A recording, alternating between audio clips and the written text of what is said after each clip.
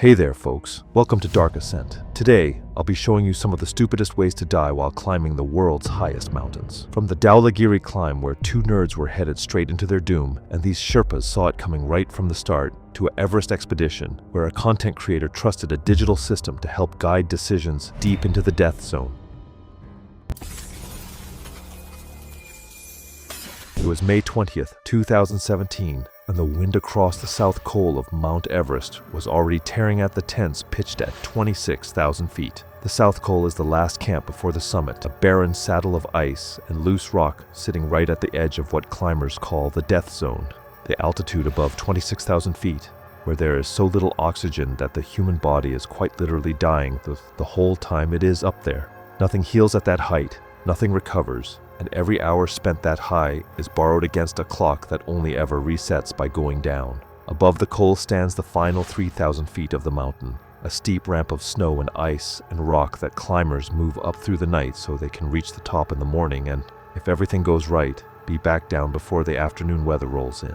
Almost nobody up there is climbing without bottled oxygen, and almost nobody is climbing without the Sherpa teams who fix the ropes, carry the loads, manage the gas, and quietly make the whole thing survivable for paying clients who could never do it alone. Tate and Sloan Whitlock had paid a great deal of money to be standing on that col. They were 43 and 41 from Scottsdale, Arizona, a married couple who had built a comfortable, photogenic life and a real following around it. He had made his money in medical device sales and carried himself like a man who had never lost an argument he could afford to win. She ran their lifestyle brand, the trips, the gear, the carefully lit mornings, and had turned the two of them into the kind of couple other people screenshot and envy. Everest was supposed to be the crown on all of it, the highest, the hardest, the one that would make every other post they had ever made look small. The thing you have to understand about them is that they did not see this climb the way a real mountaineer sees it, as something earned slowly over years of smaller peaks and a whole lot of humility. They saw it as a thing they had purchased, like a first-class seat or a table that should have been ready and waiting the moment they walked in. And in their world, when you pay enough for something, the people around it exist to make it go smoothly, not to ever tell you no. I've watched people treat a summit like a product they ordered online, and it never once goes the way they think it will. They had been collecting summits for a few years, the way certain people collect them, with heavy guiding and fixed ropes and a team of professionals doing the genuinely dangerous work, while the client simply walks the route between them. There's nothing wrong with that on its own. Plenty of good, humble people climb exactly that way and treat the staff around them like the experts they are. The Whitlocks did not. They had shown up at base camp already, certain they knew enough, complaining about the food, complaining about the pace of the acclimatization rotations, and sitting through the safety briefings like people enduring a fire drill rather than absorbing information that might one day keep them alive. The hardest thing for a certain kind of wealthy client to accept about a mountain like this is that it is the one room they will ever walk into where their money buys them almost nothing that matters. It can buy the permit, the tents, the oxygen, and the finest guides on earth. It cannot buy a body that has acclimatized. It cannot buy the judgment that comes from years of smaller climbs. And it absolutely cannot buy the humility to do what a more experienced person tells you when your own life is on the line. Everything the Whitlocks had ever used to get everything they wanted was useless above 26,000 feet, and they had no idea because nothing in their lives had ever once required them to find out. I want to be careful. Plenty of paying clients are humble and kind, but these two had decided the mountain owed them a summit. The man assigned to lead them to the top was named Pemba Rinzin. He was 39, born in a village in the Khumbu Valley, in the shadow of the same peaks he now climbed for a living, and he had stood on the summit of Everest 11 separate times. He had been turned back by weather. He had carried sick climbers down on his own back. He had watched people die up high, and he had a quiet, exact way of reading the mountain and the sky that came from a lifetime of paying very close attention to both. By any honest measure, he was one of the most qualified human beings on the entire mountain that season. Pemba did not climb for the glory of it, the way the clients often imagined. He climbed because it was the best work available to a man from his valley, work that paid for his daughter's schooling down in Kathmandu, and kept the roof on his parents' house in the Khumbu, and he was very good at it. Good in the patient, unshowy way of a person whose entire job is to bring other people home alive. He had a wife and 2 girls who watched the weather reports during the climbing season, the way the families of fishermen watch the sea. Everything careful about him, every slow step and rationed breath and nervous glance at the sky came from the simple fact that he fully intended to see them again. And the Whitlocks treated him like the help. They never quite learned his name, called him by 2 or 3 wrong ones across the whole expedition, and never once corrected themselves. And whenever he spoke, careful and accented and precise, they would share a little look with each other, the kind of look that says, "Isn't this quaint?" as if his caution were a charming local custom and not the single most valuable thing on the mountain. It turns my stomach that they couldn't be bothered to learn the name of the one man who could keep them breathing up there. Pemba had led clients like this before, and he had a way of working with them that did not depend on them respecting him at all. He simply did his job, watched them closely, and kept his own counsel. He knew that the things which actually mattered up high were not opinions. They were facts. The rate the oxygen burned, the speed the weather built, the hour showing on the clock. And he intended to manage every one of them, whether the Whitlocks appreciated it or not. On the afternoon of May 20th, they rested at the South Col as well as anyone can rest at that altitude, and a little before 10 that night, into a hard cold wind and a sky scattered with stars, they clipped into the fixed line and started up. It had been like that the whole way up the mountain. On the lower slopes, weeks earlier, Pemba and the other Sherpas had done the heaviest and most dangerous work of the entire expedition, ferrying loads through the icefall in the small hours when the ice is most stable, fixing and checking the ropes, building the camps, doing the quiet, invisible labor that turns a deadly mountain into something a paying client can survive. The Whitlocks had walked through all of it as though it were a hotel that had simply assembled itself around them. When Pemba had once gently slowed Tate on a steep section to fix his footing, Tate had shrugged him off and complained to the operator that his guide was treating him like a beginner. They had come to be served, and a man trying to keep them alive kept getting in the way of the experience they had paid for. The climb out of the South Col in the dark is its own strange world. Everything shrinks to the small circle of a headlamp and the boots of the person ahead. The cold finds every gap in your clothing and settles into your bones with the wind pushing it well past 40 degrees below zero, and the only sounds are the crampons biting the ice, the hiss of the oxygen, and your own breath loud inside the mask. Pemba set a pace that felt, to the Whitlocks, insultingly slow. It was not slow. It was the exact pace the math of the night demanded, the pace that would get them to the top with enough oxygen left in the bottles to also get them back down, which is the only part of any summit that has ever really mattered. I admire that his slow pace was really survival math, the exact speed that gets a body home, and they read it as weakness. Here's the thing about bottled oxygen that the Whitlocks never once bothered to understand. You do not carry enough of it to breathe freely and easily. You carry a careful, rationed amount set to a low flow and calculated to last the entire long round trip, up and back down.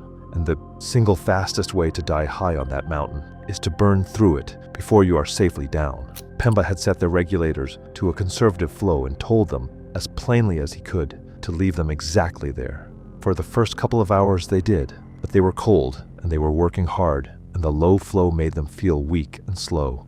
And somewhere on the dark slope below the balcony, out of his sight, first Tate and then Sloan reached down and quietly turned their own regulators up. It felt wonderful. The extra oxygen flooded in, the strength came back into their legs, and suddenly the careful pace felt ridiculous to them.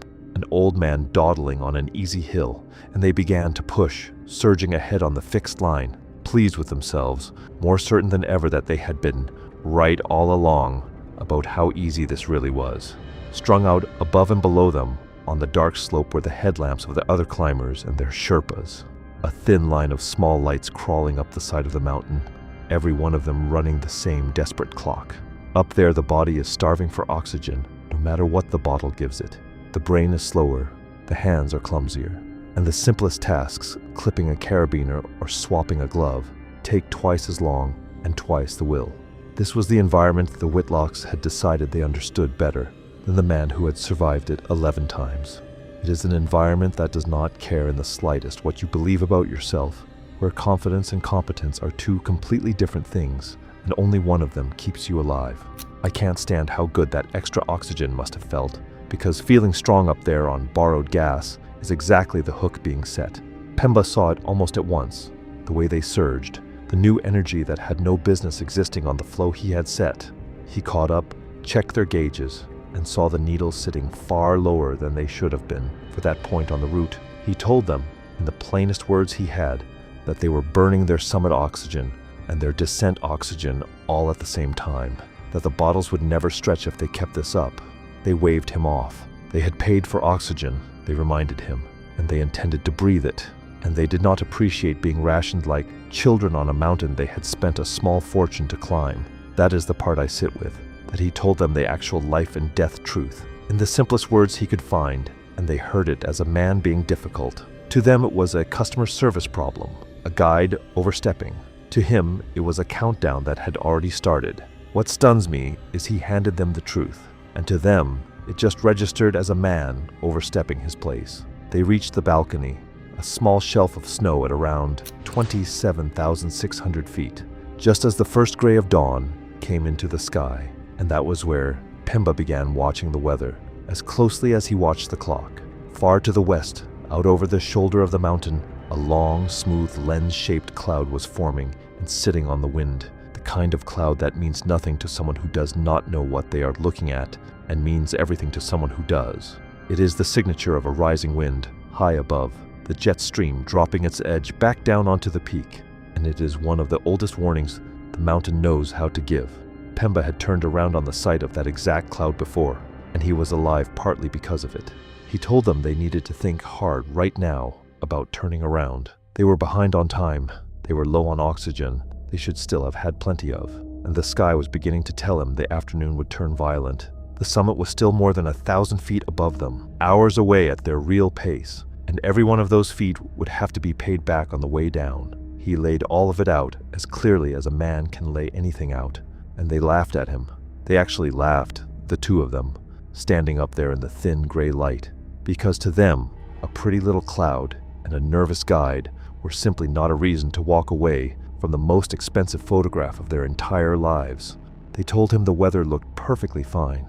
They told him he was being dramatic, that he obviously wanted an easy day, that this was exactly the sort of overcaution they had paid extra to rise above. It wrecks me that he read the sky perfectly, said the one thing that saves them, and they answered like he was canceling dinner. Pemba was their guide, not their jailer. On a guided climb, the final decision to keep going up still belongs to the client, and a Sherpa who physically drags a paying couple off the mountain against their will does not have a job to come home to. He had said the words. He had said them more than once, as plainly as they could be said. The Whitlocks heard the words and chose the summit anyway, and so Pemba did the only thing left to him, which was to stay close and try to keep two people alive who had just overruled the one person actually qualified to make the call. They clipped on and kept climbing into a sky that was quietly turning against them. There is a thing in mountaineering that experienced climbers will tell you is harder than any physical part of the climb, and that is the discipline of turning around. The mountain is right there. You can see it. You have spent years and a fortune and every ounce of yourself to get this close, and walking away from a summit you could almost touch is the hardest decision in the entire sport. That is exactly why so many of the dead on these peaks are found above their turnaround time and not below it. Strong and capable people who simply could not make themselves stop a few hundred feet from the top. Pemba knew that trap better than anyone, and he was watching two people who had never once in their lives been told no walk straight into it. I wish the mountain had some rule that could overrule a customer, but the awful part is that up there, it really doesn't. The last stretch to the top of Everest is the most exposed ground most people will ever stand on in their lives. The route runs along a knife of a ridge, with a sheer drop of thousands of feet down one side into Tibet, and thousands more down the other into Nepal, past the south summit, across a narrow corniced traverse, and up the famous step just below the summit before the final snow slope to the top. It is slow, technical, and completely unforgiving, and the Whitlocks moved across it far more slowly than they believed they were moving, because the oxygen they had wasted was running thin now, and the altitude was dulling them in ways they could not feel from the inside. It was already past the middle of the day when they finally stood on the summit of the world, and for a few minutes, it was everything they had pictured. The whole earth fell away beneath their boots, the curve of the horizon, the brown plateau of Tibet on one side, and the green valleys of Nepal on the other, and they got their photographs, the flags, the poses, the brand moment of a lifetime captured at 29,000 feet. But the light was already wrong. The smooth cloud Pemba had spotted at dawn had grown and spread and was climbing the mountain toward them. The wind had a new edge in it that had not been there an hour before, and the warmth of standing on top was already curdling into the cold dread of a man who knew exactly how late it had gotten.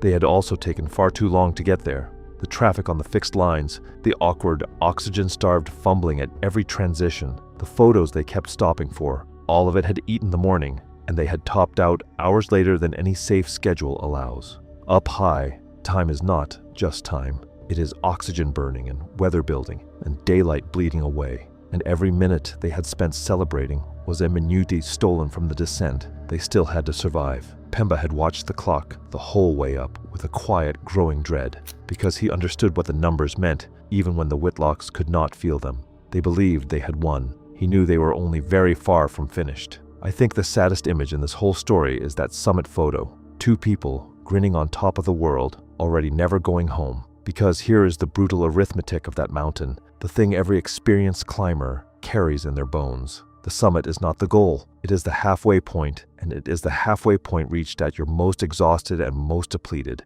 with the harder, deadlier half still ahead of you, and the weather getting worse by the minute. Far more people die on Everest going down than ever die coming up, and they die for exactly the reasons that were now stacking themselves against the Whitlocks. They started down, and within minutes the mountain collapsed into white. The cloud Pemba had read at dawn swallowed the upper ridge whole, and the world that had been endless and clear from the summit became a roaring, blinding nothing, wind-driven snow erasing the route only a few feet in front of their faces. This is the exact scenario that kills people up there. The descent from the summit caught in a whiteout, when the fixed line and the boot pack are the only things tying a climber to the safe path down, and everything past them is a void falling away in every direction. It scares me how cleanly the mountain hides the danger behind the summit, because the top feels like the finish when it's barely halftime, and now the oxygen ran out. First Tate's bottle, then Sloane's. The gas they had been so eager to breathe down, finally gone, far above the safety of the coal, and there was nothing left to give them, because the high flow they had run all day had burned clean through the whole supply, the spare bottles included. Without it, at that altitude, in that cold, the change in them was fast and terrifying. Their movements went clumsy and slow. Their thinking, already dulled, started to come apart at the seams. Hypoxia at that height does not simply exhaust a person. It takes the judgment first, the starved brain turning slow and stubborn, and sometimes openly hostile, so that the very moment they most needed to listen was the moment they had become least able to. The moment the gas runs dry is the one I can't shake, because everything after it was already decided when they laughed at him. This is how the worst disasters on this mountain have almost always unfolded. Not one dramatic catastrophe, but a slow stacking of small, ordinary failures, a late start, a little too much oxygen burned too soon, a warning brushed aside until a climber is standing exhausted and blind in a storm on the most dangerous ground on earth with no margin left for a single mistake. Up there, a person does not have to do anything spectacular to die. They only have to lose the rope, or take one step in the wrong direction, or sit down to rest in a place where sitting down is the same as giving up. The Whitlocks were now doing very nearly all of it at once, and this is the cruelest knot in the whole thing, because now the arrogance and the altitude were pulling in the exact same direction. A humble person would still have been impaired up there, of course, but a humble person would have spent the whole climb listening, would have trusted the man beside them on pure instinct, and might well have been led down on reflex alone. The Whitlocks had spent the entire mountain training themselves to ignore him. It guts me that the one habit that saves them, just trusting Pemba, was the exact habit they'd refused to build all climb. Pemba did everything a human being can do up there. He fought his way to them in the whiteout and tried to clip them firmly back onto the fixed line, the single thread connecting them to the route down, and he tried to short rope them, to tie them directly to his own harness so he could control their descent and catch them if either one fell, which is the standard thing a guide does for a failing client on lethal ground. It is not an insult, it is the most protective act one climber can offer another, and even then, even blind and freezing and dying on their feet, some broken mix of their pride and their hypoxia made them fight him on it. Sloane wrenched herself free of the short rope, snapping that she would not be hauled around like a piece of luggage. And Tate, confused and belligerent, and barely himself anymore, reached down and unclipped his own harness from the fixed line in the middle of the whiteout, the one thing that absolutely no one is ever supposed to do up there, because he wanted to move his own way and would not be tied to anyone. Now neither of them was attached to anything at all, not the line, not the rope, not Pemba. He was already lunging for them, shouting into the wind for them to clip back in, when Tate, with Sloane only a step behind him, walked onto ground he could not see, ground that was not the road at all, and the slope he expected to be under his boot simply was not. I've read this part more times than I should, and I still can't believe he undid the one clip tying him to the living world. He fell, and the rope he had refused to be tied into was not there to catch him, and Sloane, unroped now herself and barely a step away, lunged for him on pure instinct and went off the edge with him, the two of them gone into the white in the space of a single breath. Pemba threw himself forward and got a gloved hand on a trailing strap and felt it tear straight through his fingers, and then there was nothing at all. No weight, no rope, just the wind and the snow and the empty place on the ridge where two people had been standing a heartbeat before. They fell thousands of feet down the face of the mountain, dead within seconds of shoving away the very last hand that was trying to hold on to them. Pemba Rinzin somehow brought himself down alive, frostbitten and broken, and radioed what had happened to the team below. The expedition operator notified the local authorities and the Whitlock's family, and the slow, grim work of a high-altitude death began, the part the brochures never show. Recovering a body from a fall like that, on that terrain, in the death zone, is a mission that risks the lives of the living, and on the highest mountain on Earth, it very often cannot be done at all. The mountain the Whitlocks believed they had bought a clean passage up had simply kept them.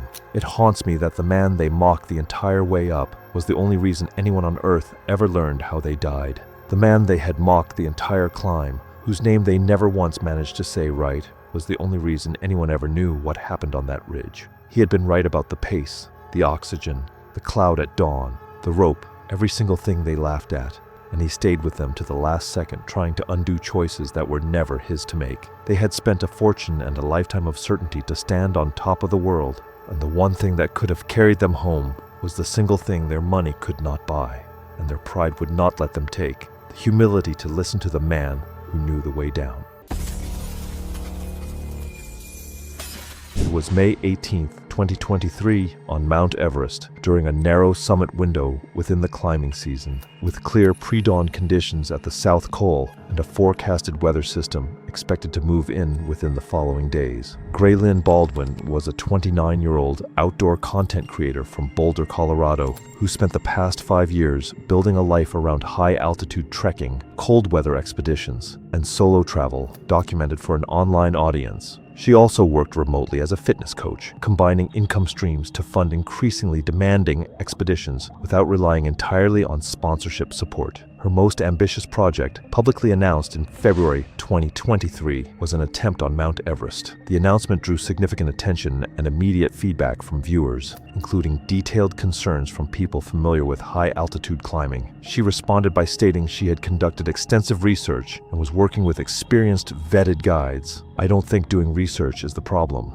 Nobody climbs Everest without preparing. The question is whether you're learning from people who've actually been up there or just collecting information that sounds convincing." The expedition budget was approximately $65,000, covering permits, logistics, oxygen systems, technical gear, and support personnel. A large portion was funded through brand partnerships tied to expedition content, including deliverables requiring summit footage and post-climb documentation. This introduced structural pressure into the expedition timeline, where delays or failure to summit would carry financial and contractual consequences beyond the climb itself. Like many climbers preparing for high-altitude expeditions, Graylyn organized extensive reference material during her training phase, including expedition reports, medical resources, and climbing guides. She also used AI-assisted tools to help structure and summarize this information into a more accessible format. Eventually, she compiled a detailed offline document stored on her phone containing notes, checklists, and decision guides covering acclimatization, oxygen management, altitude illness, and summit planning for use as a field reference during the expedition. I've gone through a lot of expedition planning setups, but this is one of the few times I've seen a phone document start carrying more weight than the guide beside her. In practice, This system functioned as an organizational tool for expedition planning rather than a real-time decision authority. It translated complex and variable environmental and physiological factors into simplified procedural rules intended for field reference. While the underlying information aligned with established mountaineering guidance, the output format emphasized consistency and optimization over situational discretion. Operational decision-making in high-altitude environments is typically adjusted dynamically by experienced guides based on real-time physiological observation, pacing tolerance, and environmental change. This adaptive layer cannot be fully represented in static planning frameworks. The document also covered summit timing. One of the ideas she pulled from it was that an earlier weather window could mean fewer people on the route, less waiting around at bottlenecks, and ultimately less time spent in the death zone. Later on, that became part of her reasoning for choosing May 9 instead of waiting until May 10, like her guide recommended. By this point, the document had become something she relied on pretty heavily. It wasn't just notes anymore. It was something she kept going back to when decisions needed to be made. The information itself wasn't necessarily bad. A lot of it came from legitimate climbing resources. But Everest isn't the kind of place where you can always pull out a set of guidelines and expect them to fit what's happening right in front of you. Sometimes the person who's standing beside you, looking at you, watching how you're moving and breathing, knows something a document never could. Supplemental oxygen slows this decline, but does not prevent it. Standard climbing flow rates in the death zone are around 3 liters per minute. Below 2 liters, the protective effect drops significantly, and at 1.5 liters, the physiological impact begins to approximate climbing without oxygen, only delayed in progression rather than prevented. On Everest, that's one of those details I've seen guides verify almost automatically because they've been in situations where getting it wrong escalated things fast. The 2023 season featured a narrow mid to late May summit window, with conditions on May 18th identified as viable before a forecasted weather system expected around May 20 to May 21. Expected winds ranged from 15 to 20 miles per hour, with summit temperatures near negative 22 degrees Fahrenheit and wind chill below negative 40 degrees Fahrenheit. Forecast notes also flagged uncertainty in timing, including the possibility of earlier system arrival. Above Camp 4, the route follows fixed ropes through steep, exposed terrain shared by multiple teams, creating bottlenecks during summit windows. The most significant congestion point is near the former Hillary Step area on the upper summit ridge at approximately 28,839 feet, where traffic often compresses into a single fixed-line bottleneck. Even in modern conditions,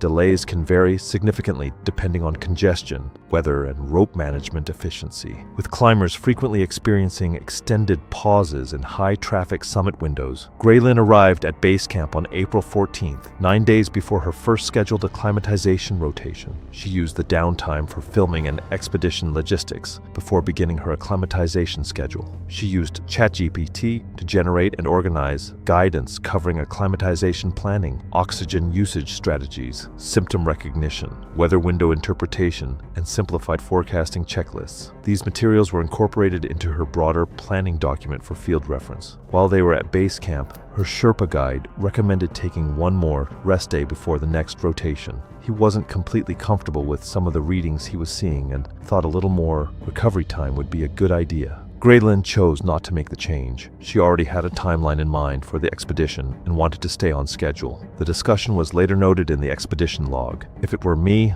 I'd have a hard time brushing off a guide asking for an extra rest day. They spend enough time watching climbers that those recommendations usually come from somewhere. The first rotation carried her from base camp through the Khumbu Icefall into the western Siduoem, where she reached Camp 2 at approximately 21,300 feet after staged progress over multiple days. The Icefall section, one of the most technically dangerous parts of the standard South Col route, was completed without incident. After a short rest period back at base camp, she began a second rotation that carried her from base camp up toward Camp 3, where sleep quality and appetite began to noticeably decline under sustained altitude exposure. During a later rotation between Camp 2 and Camp 3, she developed a mild headache and reduced appetite at Camp 2. These symptoms were consistent with expected altitude effects, though her guide recommended a more conservative response, including additional rest and potential descent for reassessment. She referenced her prepared field notes and chose to remain at altitude under a hydration and recovery protocol.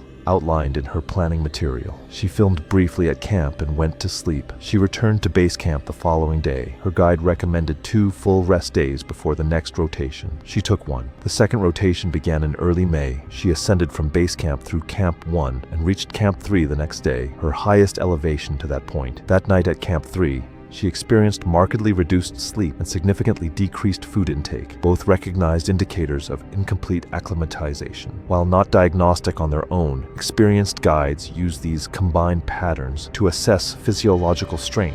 Altitude. She did not explicitly report the severity of either to her guide the following morning. That night, she once again referred to her pre-compiled planning document, built from expedition reports, climbing resources, and AI-assisted summaries. The material suggested a conservative, overnight oxygen range of around 0.5 to 1 liter per minute as a theoretical efficiency guideline under rest conditions. She set her regulator to 1 liter per minute for sleep, while her guide used a higher flow rate of approximately 2 liters per minute in the adjacent tent under standard expedition protocols. She descended to base camp after the rotation and remained there for several days of rest before the next ascent phase. On the day of the summit decision, Graylin reviewed the long-range forecast, both with her guide and independently through her planning document. The document summarized common indicators of a viable summit window, including stable or rising barometric pressure, wind speeds below approximately 20 miles per hour, clear conditions,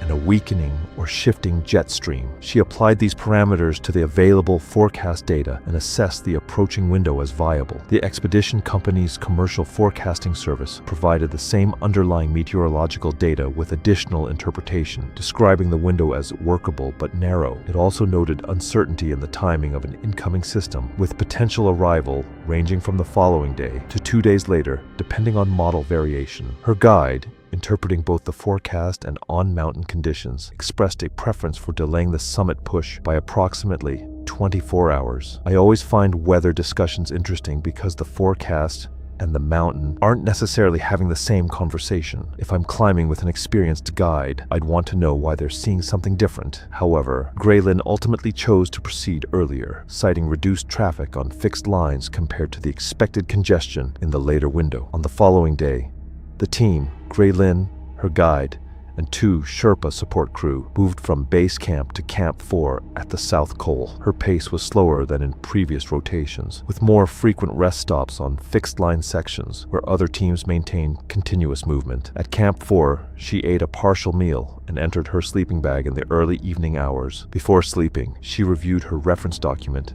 and finalized her oxygen plan based on a multi-bottle expedition setup, typically consisting of 3 to 4 oxygen cylinders for the full summit rotation. Her strategy used lower flow rates during the lower ascent phases and increased delivery near the summit and descent, intended to stretch supply across a longer than expected summit window. Her guide maintained a steady and continuous flow strategy at approximately 3 liters per minute throughout the upper mountain, consistent with standard expedition practice. Her pulse oximeter reading at Camp 4 registered 68%, a low value at that altitude that concerned her guide when combined with reduced sleep, appetite, and a slower movement profile. While oxygen saturation readings at extreme altitude can vary widely between individuals, the broader trend was consistent with increasing physiological strain. She recorded the value, but did not relay it to her guide. I wouldn't treat a number like that in isolation, but I also wouldn't ignore it in context with everything else happening physically. She woke shortly after midnight, having slept for fewer than 3 hours. The team left Camp 4 in the pre-dawn hours under clear skies and stable wind conditions. Temperatures were well below freezing,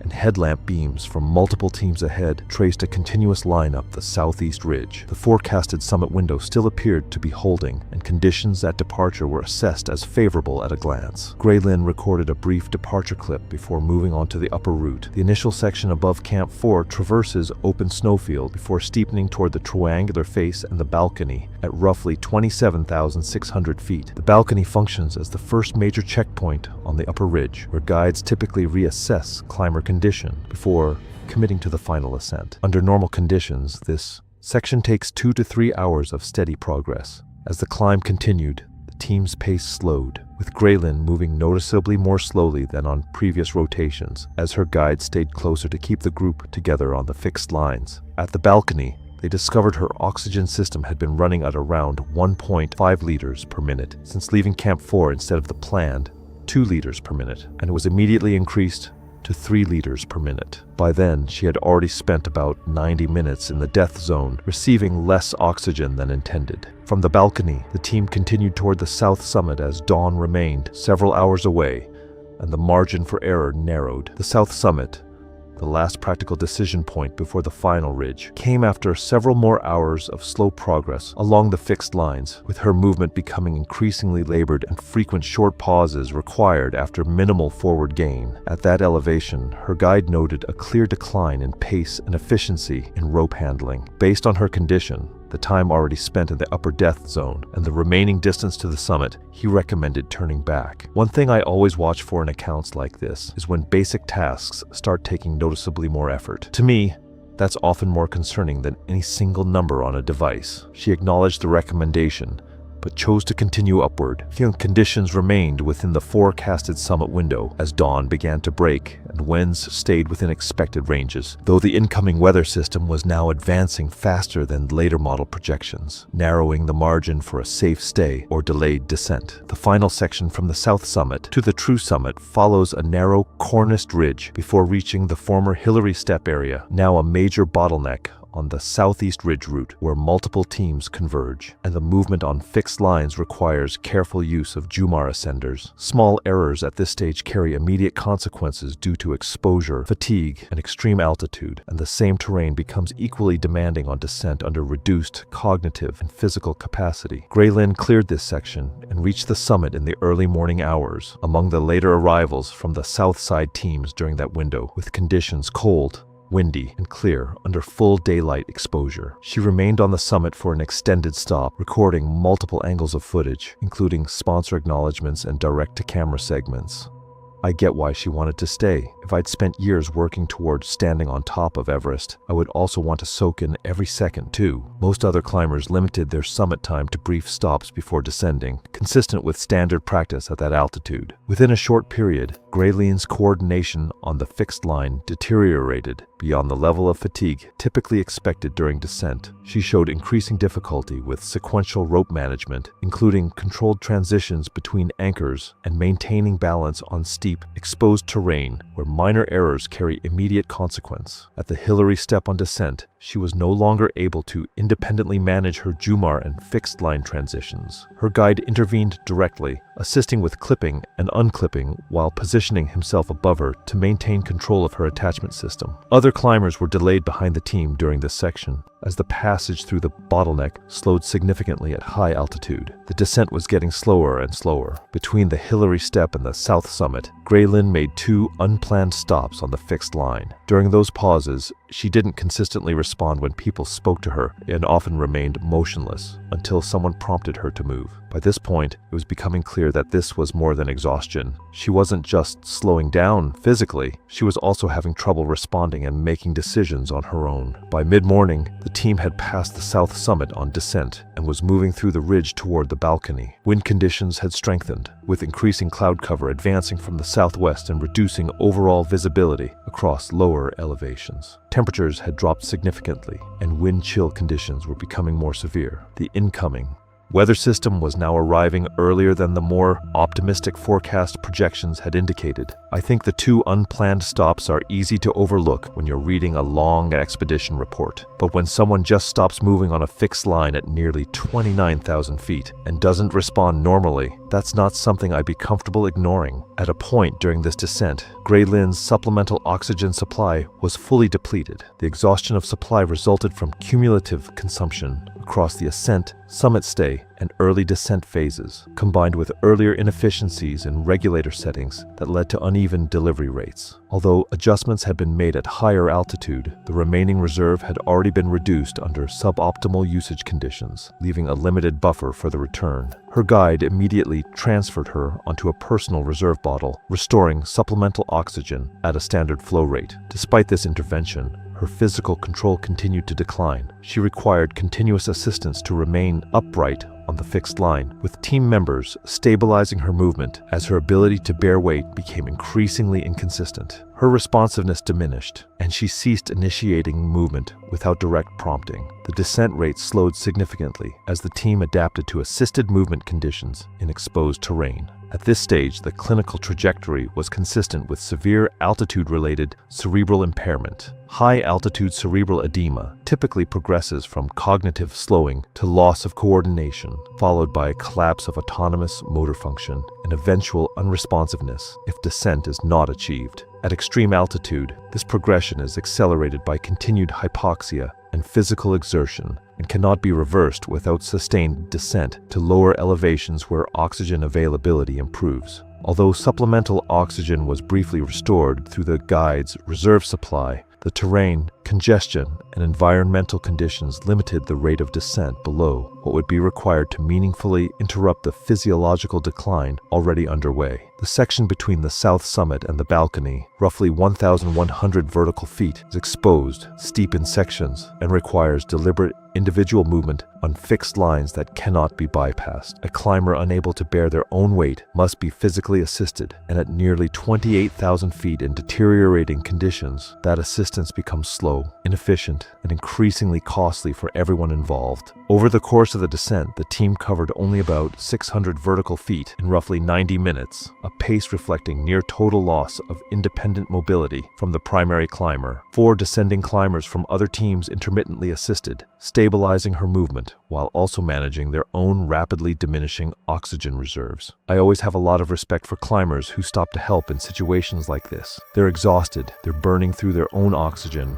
and they still choose to get involved. Helicopter evacuations aren't possible at that altitude on Everest. The air is simply too thin, which meant there was no way for outside help to reach them. No rescue team could be flown in, and there wasn't another route down. The only way off the mountain was the same fixed line they were already on. By mid-morning, the guide's spare oxygen was gone. That meant the guide and both Sherpa team members were now above 27,000 feet without supplemental oxygen themselves. At the same time, the weather was getting worse. Winds were picking up, temperatures were dropping, and the clouds were starting to close in around the ridge. Running out of backup oxygen up there is something I can't even imagine dealing with. Every option suddenly becomes worse at the exact moment you need options most. By late morning on the southeast ridge, at roughly 27,200 feet, about 900 vertical feet above Camp 4, Gray Lynn was no longer responsive. She had become fully non-ambulatory on the fixed line, unable to bear weight or follow verbal directions. At that point, forward movement was no longer possible. She was secured in place on the rope while the team initiated emergency radio contact with base camp. With their own supplemental, oxygen exhausted and exposure time continuing to accumulate, the 2 Sherpa support crew were advised to begin immediate descent to reduce further risk. The guide remained with her as conditions worsened. Through the early afternoon, the weather degraded rapidly. Winds strengthened into sustained gale force conditions, and wind chill dropped well below -40 degrees Fahrenheit. Visibility collapsed as cloud cover and blowing snow overtook the ridge. By late afternoon, Gray Lynn showed no response to repeated checks and no detectable pulse. She was pronounced deceased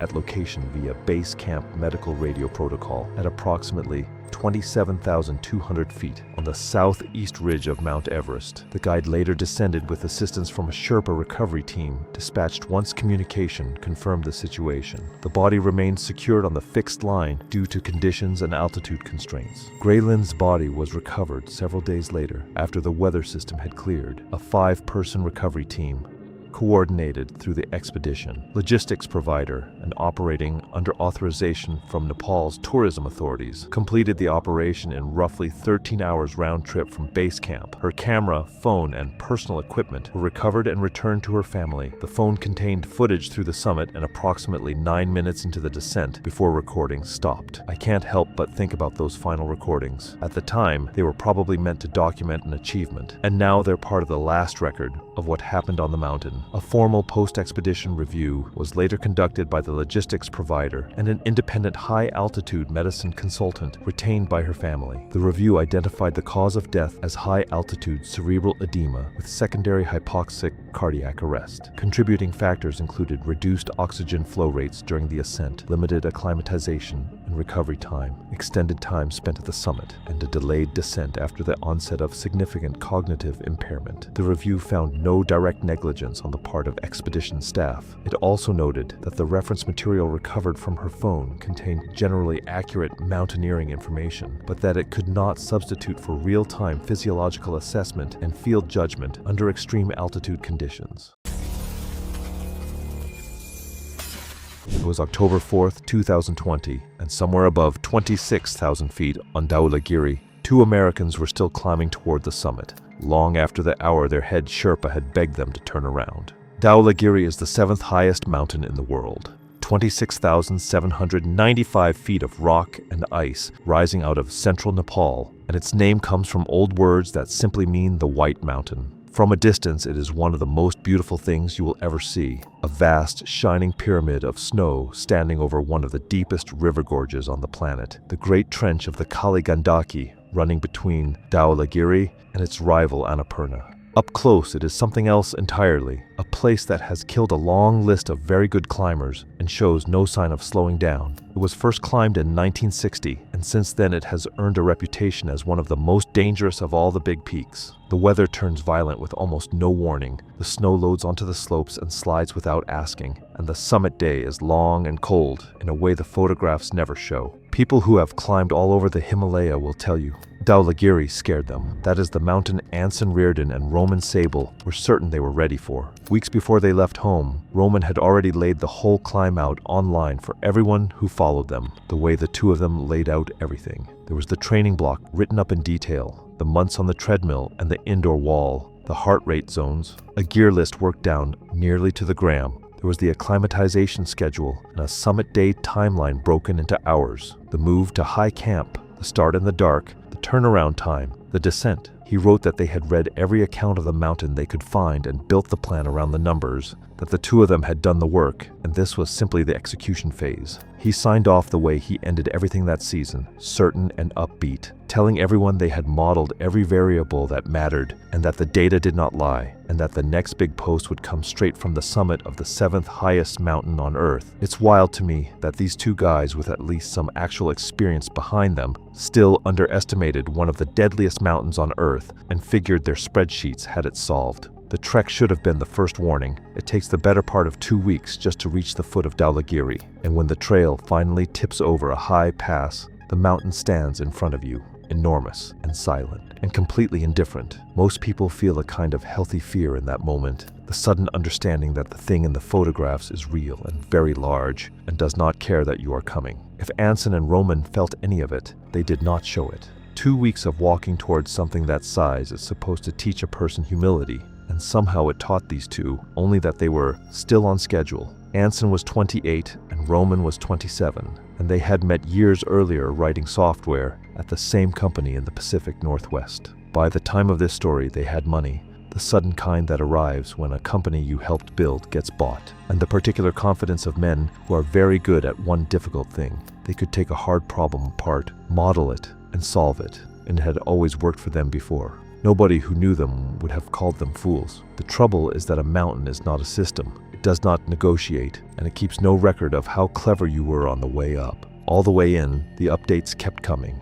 For 2 weeks, Roman posted from the trail almost every day, a photo of the path winding up into thinner air, a shot of a tea house, a note that the team felt strong and was right on schedule. When the mountain finally rose into view over the last high pass, enormous and white and silent across the valley, he posted the picture everyone had been waiting for and wrote that it was so much bigger than the photographs, that just standing there looking at it gave him chills. But the message underneath was the same as always, that seeing it up close only made him more sure because they had planned for exactly this. And a plan does not get smaller just because the mountain turns out to be huge. Anson posted almost nothing and saved it all for the log on his phone. It baffles me that just because of some heavily guided walk-ups like Aconcagua and Denali made these two think that a mountain as deadly as Dhaulagiri would just be the next one on the list. On paper, their climbing record looked respectable, the kind that makes a person feel ready. They had walked up Kilimanjaro, ground their way to the top of Aconcagua, and suffered through the cold of Denali, real mountains that had taught them they could hurt and keep going. But every one of those had been a guided summit handed to them in good conditions. None of them an 8,000er, and not one carried the steep, technical, avalanche-loaded danger of the mountain they had chosen now. A stack of big walk-ups is not the same as being ready for one of the deadliest peaks in the Himalaya, and somewhere in all their research, the two had blurred that line until they could no longer see it. When they found an expedition company in Kathmandu willing to take paying clients up Dhaulagiri with full Sherpa support and bottled oxygen, the only thing left between these two and the mountain was money. And money they had. The autumn they chose was the autumn of 2020, which made the whole thing stranger still. Nepal had only just reopened to expeditions late that summer, with testing and paperwork and a fraction of the usual crowds, and the climbers who actually turned up were a small, hard, determined group. Anson and Roman handled the pandemic the way they handled everything, as a set of obstacles to be managed, forms to fill out, and tests to pass. A logistics problem with a clean solution. It did not seem to occur to them that a year when almost no one was climbing might be a year to wait, rather than just a year with shorter lines. And so, while half the world was still locked down, the two of them flew to the far side of it to climb the 7th highest mountain on the planet. From base camp, Roman wrote a long message home describing the whole setup, the cluster of tents on the glacier, the cook tent, the prayer flag strung over everything, and the team of Sherpas who would be climbing with them. He wrote about the Sirdar, a quiet man named Nuru, who had apparently been up here more times than Roman could quite believe. He said the guides were careful, maybe a little too careful for his taste, always talking about resting another day, waiting for better snow, being ready to turn around, and that he respected it, but that he and Anson had not crossed a locked-down world to play it safe. He mentioned, almost as an aside, that whenever Nuru read the weather off the sky, the two of them would quietly check it against the forecast on their phones, and that so far the phones had been every bit as good. He signed off saying the models showed a window opening in early October and that they would be ready for it. At base camp, they met the men who would actually keep them alive, a team of Sherpas led by a Sirdar named Nuru, with a younger steady climbing Sherpa named Dorje among them. On a properly run expedition, each client climbs the hard ground with his own personal Sherpa, so up high it would fall to Nuru to shadow the one of them and to Dorje the other. Nuru was in his middle 40s and had been climbing these mountains since he was a teenager. He had stood on the summits of several 8,000ers and, just as importantly, had turned around just short of a few others and walked home alive. He read the weather in the sky and the snow under his boots, and most of all he read people. It did not take him long to read Anson and Roman, and what he saw worried him in a way he had learned never to ignore. Nuru had forgotten more about these mountains than those two would ever learn, and they still kept overruling him with a phone app. I would have walked off the mountain right there. Anson kept a log through the rotations, the same way he logged everything. A few clipped lines tapped into his phone at the end of each day. The entries read like a spreadsheet that had been taught to talk. The altitude reached, the hours spent moving, the resting heart rate, the blood oxygen number off his watch, and a one-word grade for how the day had gone. On the days the climbing wrecked him, the days he could barely eat, and his head pounded in the tent all night, the log still recorded a saturation number he had already decided was acceptable and a note that the trend was holding. He wrote down the schedule Nuru wanted, and then wrote down the schedule they actually kept, which was rarely the same. Nowhere in any of those entries was there a line for fear, or for the way the thin air up high had started to feel like a hand pressing on his chest, because those were not things that fit in a column, and what did not fit in a column did not quite count. The acclimatization rotations were where the cracks first showed. Climbing a peak like this means going up and back down several times before any summit push, sleeping a little higher each round, and on every rotation, the two were among the slowest people on the mountain, well behind the schedule Nuru set, stopping constantly to gather themselves. When Roman felt truly awful, he would check the oxygen reading on his watch, see a number he had already decided was acceptable, and keep pushing. When Nuru suggested an extra rest day or a slower pace, the two would hear him out politely and then do more or less what they had planned all along, because they simply could not believe that a man without their schooling knew something they did not. There was one rotation, partway up, that should have ended the whole thing right there. A short stretch of steep, exposed snow that the seasoned climbers around them crossed quickly gave Roman real trouble, and he hung off the fixed line far longer than was safe, fumbling with his gear while Nuru talked him through it, inch by inch. At the top of it, he was shaking, and for one moment, even he seemed to understand exactly where he was. The mountain had shown them, as plainly as it knew how, exactly how thin the margin really was, but by the next morning, it had already been filed away, as a bad day rather than the warning it was. That night, Roman wrote about the bad stretch on the fixed line, but by the time it reached the page, the fear had already been filed off. He called it a tricky little section, said he had gotten pumped and had to stop and breathe and let Nuru talk him through it, nothing the guides could not handle. He noted almost proudly that his recovery score had come back green the next morning, as if a good number on his wrist at breakfast could erase what his own body had been screaming at him the day before while he hung off that rope. He finished the entry the way he finished all of them, saying he felt stronger every day and that the summit was starting to feel less like a question and more like a date already circled on the calendar. I think it's just crazy how the mountain literally left Roman shaking on a rope, but because the next morning he saw a good number on his watch and thought he was fine. Altitude is the great equalizer, and it does not care about any of the things these two had built their confidence on. Above a certain height, the body simply begins to fail, the thinking slows, the judgment frays, and no amount of cleverness at sea level changes what happens to a brain starved of oxygen at 25,000 feet. The Sherpas saw it in them on every rotation. The slow decisions, the stubbornness hardening as the air thinned, and quietly, among themselves, they began to say the things mountain people say about clients they are worried about. And they kept doing their jobs anyway, fixing the ropes and carrying the loads, because that is the arrangement, and because hope is a hard thing to kill, even in men who have watched these stories finish before. The route ran up the northeast ridge from base camp at around 15,000 feet, through a Camp 1 and a Camp 2 to a high camp above 24,000 feet, with the summit still more than 2,000 feet above even that. All season, the mountain kept loading with fresh snow between the clear spells, and the Sherpas talked quietly about avalanche. One night low on the mountain, the whole camp woke to the long, rolling boom of a slide out in the dark. And in the morning, the Sherpas studied the slopes above and said very little. Nuru had seen this mountain go from a calm blue morning to a screaming whiteout in a single afternoon, and he knew it did not warn you ahead of time, no matter what a forecast built 1,000 miles away promised on a screen. Look,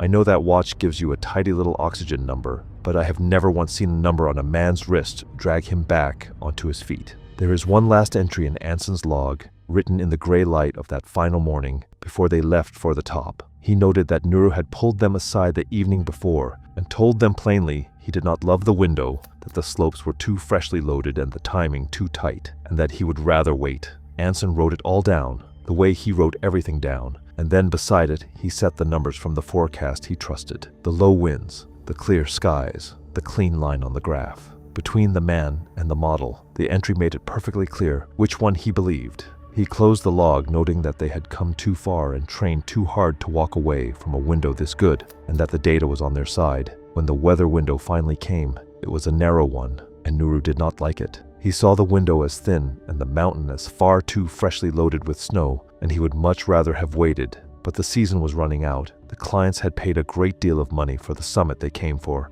and a guide can warn a grown man only so many times before the man decides for himself. When the window finally showed up on the forecast, Roman posted that this was it. He walked everyone through the plan one more time. The move up to high camp, a few hours of rest, the start in the dark before midnight, the summit by mid-morning, then down and safe by the afternoon. He wrote that every model he and Anson trusted agreed on a calm, clear window, the cleanest they could have hoped for, and that after a year of training and a year of waiting out a shut-down world, the two of them were finally going to stand on top of Dhaulagiri. He told everyone to keep an eye out, because in a couple of days he would be sending a photo from the highest place either of them had ever stood. The climb to the high camp took them far longer than it should have, and they arrived later and more worn out than anyone wanted. Nuru watched them fumble with their gear in the cold, and did the math in his head that they would not do it for themselves, and he did not like the answer. The only safe plan was to rest a few hours and leave for the summit in the deep cold before midnight, so they would be on top in the early morning with the whole day to get back down. You climb in the dark, precisely so that you descend in the daylight, and there is no clever way around that rule. But the two were spent, slow getting ready, slow eating, slow pulling on their boots, and by the time they crawled out of the tents the night was gone, and the sky was graying in the east. They were beginning their summit day at the hour they should already have been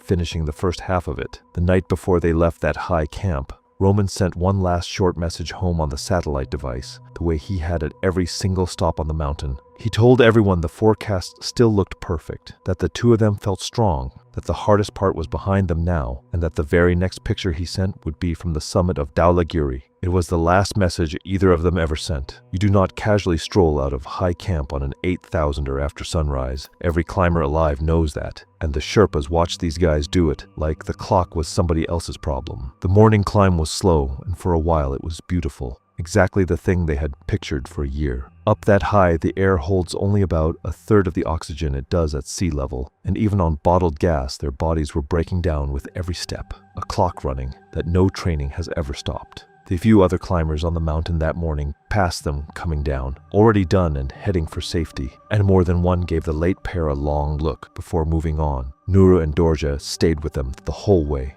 Nuru watching the clouds stack up off to the west in a shape he did not like. The summit couloir rose ahead of them, a long, steep ribbon of snow toward the final ridge, and they ground up it, one breath at a time. By late morning, the two were still climbing, hours past the point where everyone else had turned for home, and the wind was beginning to rise. So Nuru called it. He told them, as plainly as the thin air let him, that it was finished, that the summit was not worth what it would cost to keep clawing toward it this late with that weather coming, and that the only thing that mattered now was getting down while getting down was still possible. He had turned back near the top of mountains before and lived to climb them another year, and he was asking these two to do the same. It was the most important thing anyone said on that mountain all season, and it came from the one person up there who understood exactly what was about to happen. Picture the most experienced man on the whole mountain telling you to turn around, and you answer him by holding up a forecast on a cracked phone screen. I mean, what do you even say? They did not listen.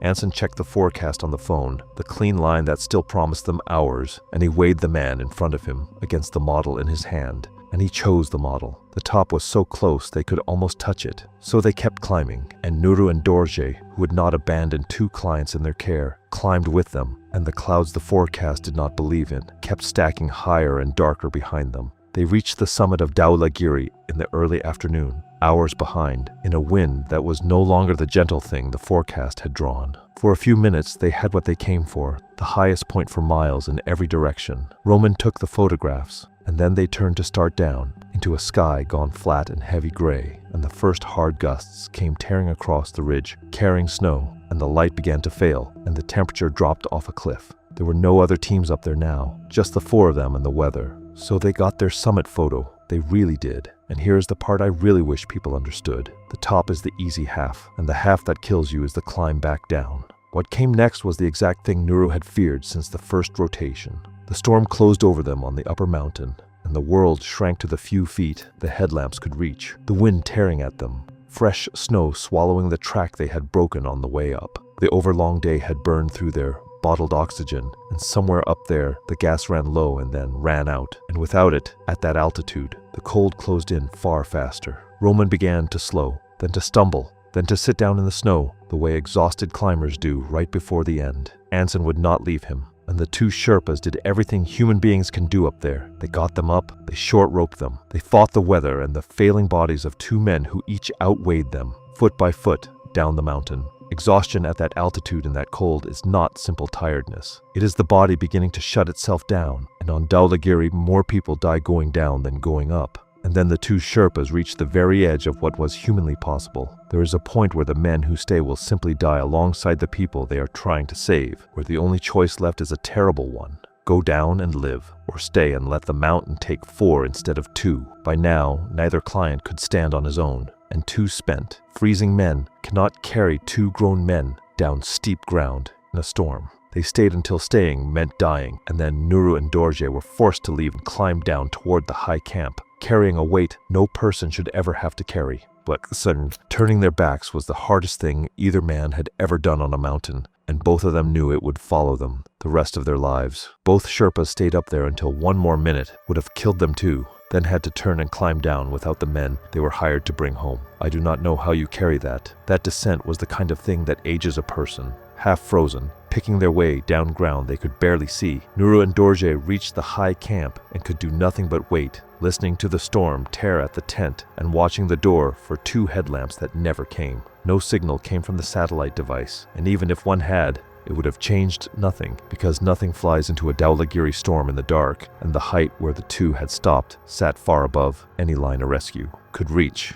Nuru had brought worse prepared clients down off worse ground than this, and the fact that he could not bring these two down would sit on him long after the frostbite healed. They did not come in the night. They did not come at first light. By the time the weather broke enough to send anyone up to look, every person on that mountain already understood what it had decided. Anson Reardon and Roman Sable never came down off Dhaulagiri. They died high on the mountain that night in the storm their forecast had sworn would not arrive. Somewhere above the high camp and within reach of the summit they had refused to let go of. The two men who had researched everything, modeled everything, and optimized everything were stopped cold by the one thing none of it could touch: a mountain in central Nepal that does precisely what it wants and has never once been impressed by anybody. Nuru and Dorje came down to base, camp alive, frostbitten, and hollowed out. The expedition company began the grim work that follows, notifying the liaison officer assigned to the climb, the local authorities down in the district, and through the company and the embassy, the two families still waiting for a photograph from the top. Once the weather broke, a helicopter searched the upper mountain, and Sherpas climbed as high as the risk allowed, but the two had died too high for anyone to reach, and Dhaulagiri did not give them back. What came down instead was the record of it, the cheerful messages Roman had sent from every camp, the long log on Anson's phone, and the forecast he had trusted with both their lives. A clean, confident line drawn across the worst day the mountain could have picked. Honestly, the Sherpas saw this whole thing coming weeks earlier at base camp, and that is the cruelest part. The two men with an answer for everything never thought to ask the people who knew. The Sherpas had understood it long before the end, the way they almost always do, because their knowledge is the kind you cannot download, earned one hard season at a time. Nuru had read those two at base camp and quietly known, and he had still gone up and still fought for them, because that is what those men do. Anson and Roman were not bad people. They were clever and confident, and they made the oldest mistake there is. They confused being smart with being safe. The mountain did not hate them. It simply did not care, and the people who did were the ones they never thought to listen to.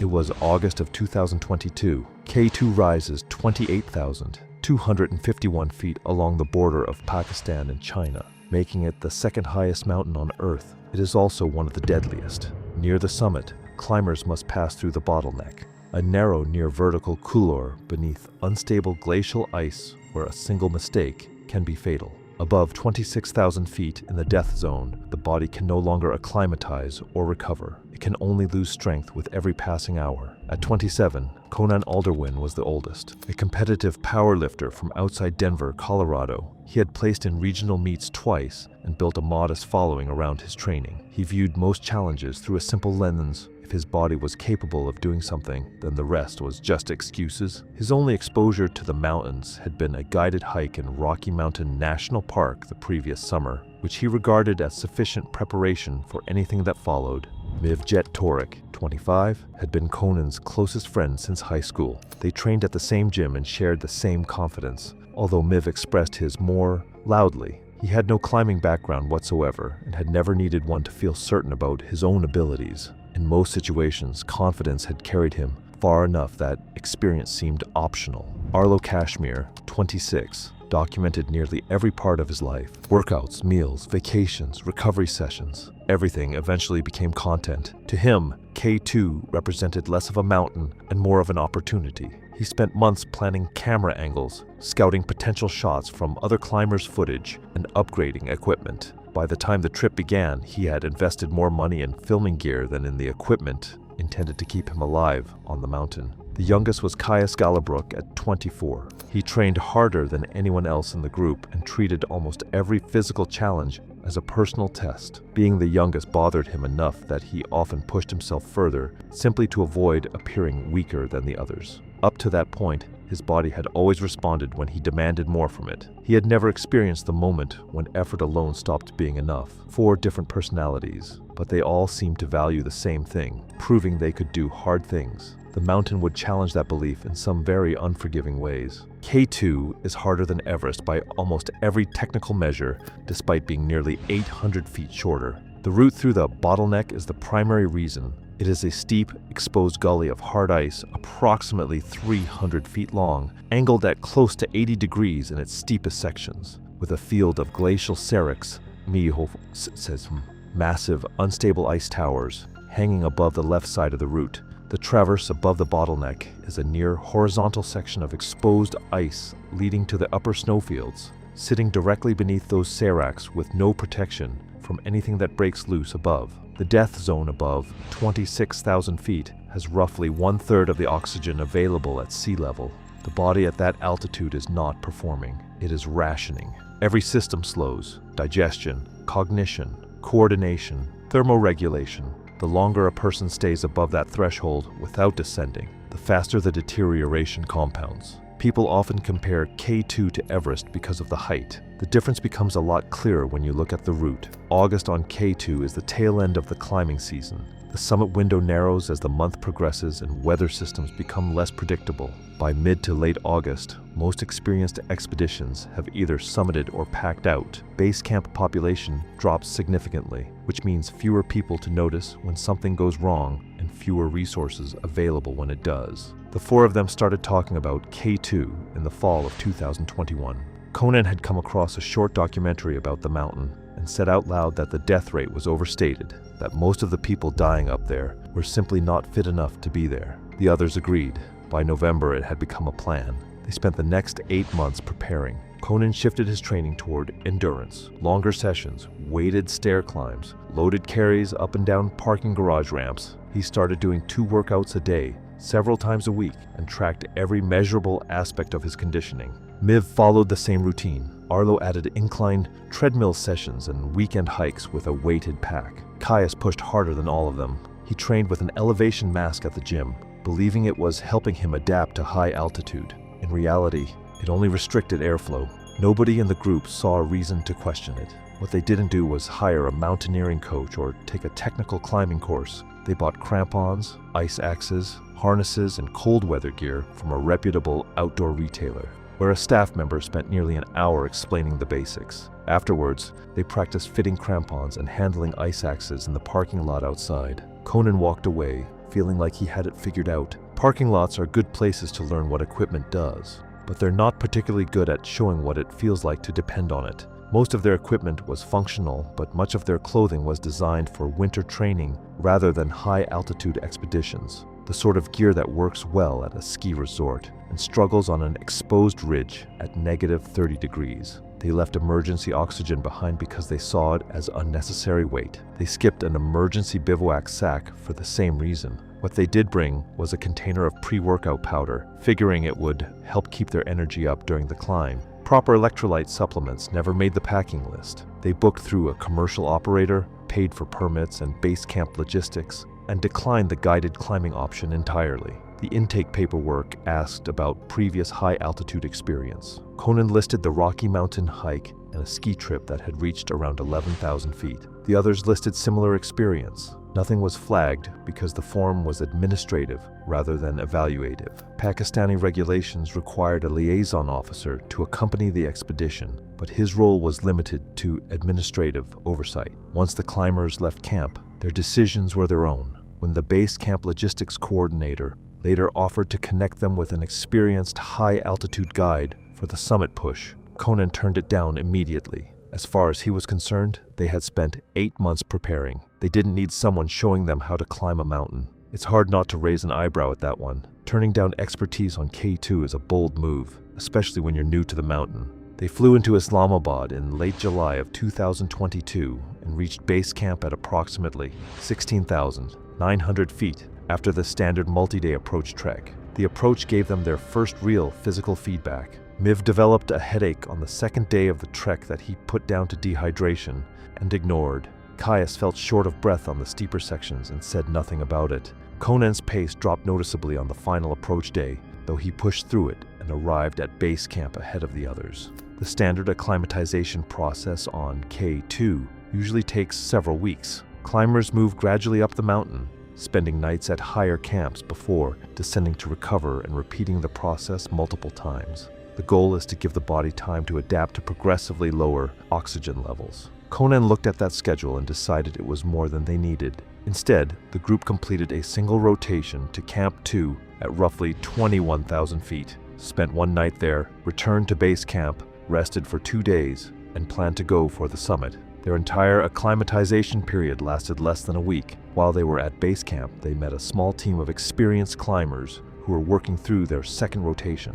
Several had already climbed other 8,000-meter peaks. One afternoon, a climber in his late 40s struck up a conversation after noticing the 4 men setting up camp. He asked which expedition they were with and eventually asked about their acclimatization plan. When Conan explained it, the climber frowned. He said one rotation was not enough for K2.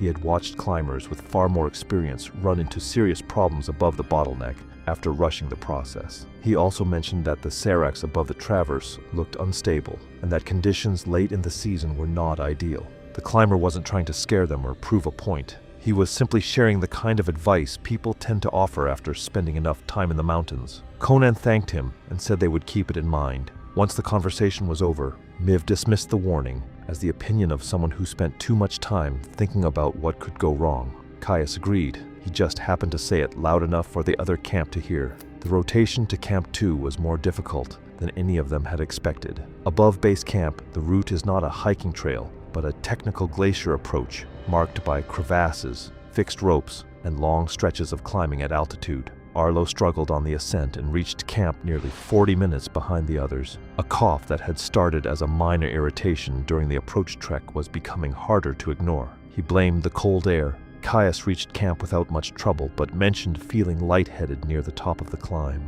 He described it as a brief head rush and never brought it up again. Conan and Miv spent most of the night drifting in and out of sleep. Neither woke up feeling rested. They returned to base camp the following day. Conan described the rotation as manageable and argued that 2 days of rest would be enough before a summit attempt. Nobody pushed back. Neither Miv's headaches nor Caius's lightheadedness disappeared completely during the rest period, but neither considered it worth mentioning. By the end of the evening, the plan was set. On the morning they left for the summit push, Miv woke up with a lingering headache. He took a couple of ibuprofen, packed his gear, and kept it to himself. At that point, the summit was finally close enough to feel real. Few people are eager to hit the brakes after coming that far. They left Camp 2 at 11:30 on the night of August 9th. The plan was to reach the bottleneck before dawn, when the colder temperatures kept the ice above it more stable. The temperature at departure was roughly negative 22 degrees Fahrenheit, with moderate wind. In the darkness, the mountain above them was little more than a black outline against a slightly lighter sky. Their headlamps illuminated only a few feet of ice at a time. Everything beyond that disappeared into the dark. The wind never really stopped. It wasn't particularly loud, but it was constant. After the first hour, it became one of those things that was impossible not to notice. The first several hours passed without any major problems. The pace, however, was slower than Conan had expected. The terrain above Camp 3 was more technical than anything they had encountered before. The fixed ropes were manageable, but using them efficiently in the dark, they were in thick gloves. And at altitude, it was another matter entirely. Arlo struggled with his ascender almost immediately. The mechanism was difficult to operate with cold, bulky gloves, and within the first 2 hours he had removed them 3 separate times to make adjustments. His cough had come back as well. It had been easy to ignore at base camp and easier still to explain away at Camp 2, but at this altitude it had a wet, rattling quality to it that was different from before. He said nothing about it and kept climbing. Each time his hands were exposed for somewhere between 30 seconds and a minute. The second time it happened, Caius told him to stop slowing everyone down. The comment seemed to get under his skin. The next time the ascender gave him trouble, Arlo pulled off his gloves and rushed through the adjustment. He put them back on each time without looking at his fingers. Arlo wasn't the first climber to think 30 seconds without gloves wasn't a big deal. At negative 22 degrees, that's a gamble with pretty ugly odds. Caius moved quickly on the fixed lines, pulling himself uphill faster than the others and waiting at anchor points with obvious impatience whenever he had to stop. At one point, he unclipped from the rope entirely on a lower angle section so he could move around a slower climber from another team. The climber immediately told him that was a bad idea and not something he should be doing on that terrain. Caius clipped back in at the next anchor and continued upward without saying a word.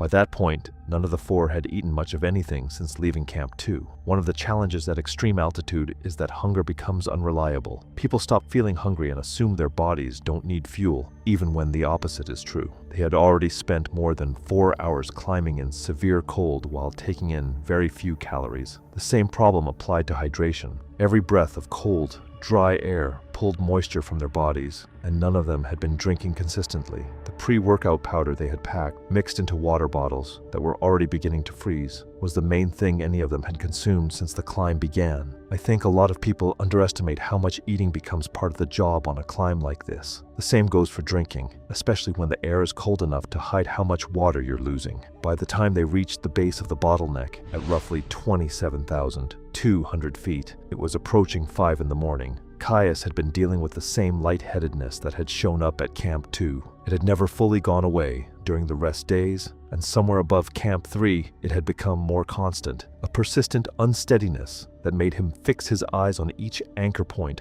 rather than think about what it meant. Conan had slowed noticeably over the previous hour. At first glance, it looked like caution. In reality, he was having to focus on things that had seemed automatic earlier in the climb. Every foot placement took more attention. He had stopped making conversation altogether. Miv wasn't doing much talking either. He stayed close behind Conan, breathing heavily as they climbed. It wasn't just the sound of someone working hard. Even when they stopped briefly, his breathing never seemed to settle. Arlo removed his gloves again at the base of the bottleneck to adjust a strap on his pack. With the wind chill, the temperature was below -40 degrees Fahrenheit. He spent nearly 2 minutes working with bare hands before finally getting the strap secured. When he pulled his gloves back on, his fingers felt thick and strangely unresponsive. He flexed them a few times and continued upward. The bottleneck itself is a steep, narrow gully of ice roughly 300 feet long. In its steepest sections, the angle approaches 80 degrees. The fixed rope running through it is the route. Stepping away from it isn't a shortcut or an alternate line. It's simply taking on a lot more risk for no real gain. They cleared the bottleneck just before 6 in the morning and reached the start of the traverse. This is where the climb began to unravel. Conan stopped at the start of the traverse and did not move for several minutes. He was still on his feet, but he wasn't making any progress. For the past 2 hours, he had been dealing with a severe headache that he hadn't mentioned to anyone. Over the previous 30 minutes, he had also begun struggling with his balance. He had stumbled twice while moving through the bottleneck, catching himself on the fixed rope both times and blaming it on fatigue. By the time he reached the traverse, something more serious was happening. Questions that normally would have gotten an immediate response now seemed to take a few seconds to register. He eventually sat down on the ice at roughly 27,400 feet and said he needed a minute. The words still made sense, but there was something off about the way he spoke. His responses were slower. His speech was slightly slurred. He wasn't being stubborn anymore, and he wasn't choosing to ignore the problem. His brain was swelling from the altitude, and that made it increasingly difficult for him to understand how serious his condition had become. He sat down on the ice and never got back up. All that training had prepared him to keep moving. Knowing when to stop turned out to be the harder skill. Miv's condition had also been getting worse since the bottleneck. At one point, he vomited beside the fixed rope and told nobody about it. His balance had deteriorated as well. He had stumbled twice on the approach to the traverse, catching himself on the rope both times. He wasn't saying much anymore. Most of his attention seemed focused on putting one foot in front of the other. He stayed close to Conan and never left his side. When Caius tried to get Conan back on his feet, Miv was sitting a few feet away on the ice. He was still conscious, but he no longer seemed aware of what was happening around him. The GPS device he was carrying recorded its final movement at 6:41 that morning. Arlo reached them and tried to unclip his camera from the chest harness. His right hand wouldn't cooperate. The fingers moved, but they wouldn't grip. He switched to his left hand and eventually managed it, but that hand wasn't much better. The movements were slower, weaker, and noticeably clumsy. He hadn't felt pain in either hand for over an hour. By that point, the damage was already well beyond the earliest stages of frostbite. Of the four, Caius was still functioning the best. He had a headache and was breathing hard, but he was still thinking clearly and moving normally. He told Conan to get up and keep moving. Conan answered, but the response didn't make much sense. Caius waited a moment and tried again. Nothing changed. For the first time that morning, it was clear that Conan wasn't just tired. By then, there wasn't really a good decision left to make. Staying meant not moving. Moving meant leaving Conan behind. At that point, he and Arlo turned around and started back toward the bottleneck. Arlo could still walk, but managing his equipment had become a problem. He struggled with carabiners, couldn't grip the fixed rope properly, and would have had little chance of stopping himself if he slipped. Caius moved ahead and handled as much of the rope work as he could for both of them.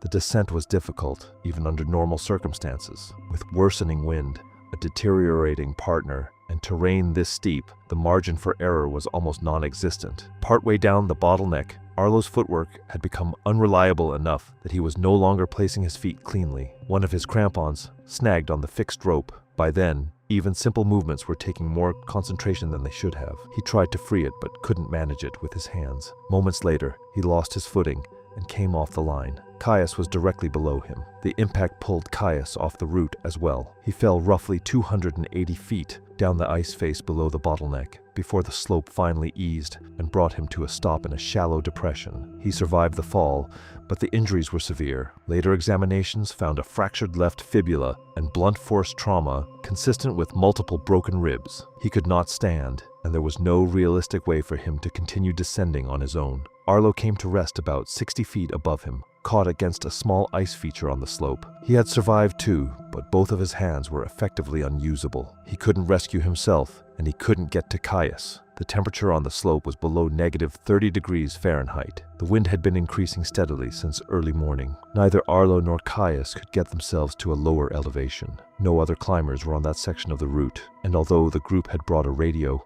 they had never established a check-in schedule with anyone at base camp before leaving. Nobody was expecting to hear from them at any particular time. At that altitude and in those conditions, hypothermia progresses quickly. Both men were already exhausted, dehydrated, and operating with severely limited oxygen. Without shelter, without the ability to keep moving, and with no realistic prospect of immediate rescue, neither had a meaningful survival window measured in more than a few hours. Arlo's GPS recorded no movement after 7:52 that morning. Caius's device continued to register small positional shifts until approximately 11 o'clock before going still as well. He had survived on the slope for nearly 4 hours after the fall. No distress call was ever made from the group at any point. Back at base camp, nobody immediately realized anything was wrong. There was no scheduled check-in and no confirmed return time. The experienced climbers they had spoken with earlier were the first to raise concerns after noticing the group's absence. The issue was brought to the attention of the base camp coordinator, and a search assessment was initiated on the morning of August 11th. Weather on the 10th made any movement on the upper mountain impossible. High winds and poor visibility above Camp 3 eliminated any realistic chance of reaching the bottleneck area. By the time conditions improved enough for a search team to move, the outcome had already been decided. A 2-person team from the experienced expedition reached the bottleneck area on August 12th and located Arlo and Caius on the slope below it. Conan and Miv were found on the traverse above the bottleneck the following day. No recovery of the bodies was possible given the location and conditions. The search team documented the positions, collected the equipment they could safely reach, and descended. Conan Alderwin and Miv Jet Torek were found within 50 feet of each other on the traverse above the bottleneck at approximately 27,400 feet, both in seated positions. Investigators determined that both had died from high-altitude cerebral edema after continuing upward despite progressively worsening neurological symptoms. Contributing factors included the compressed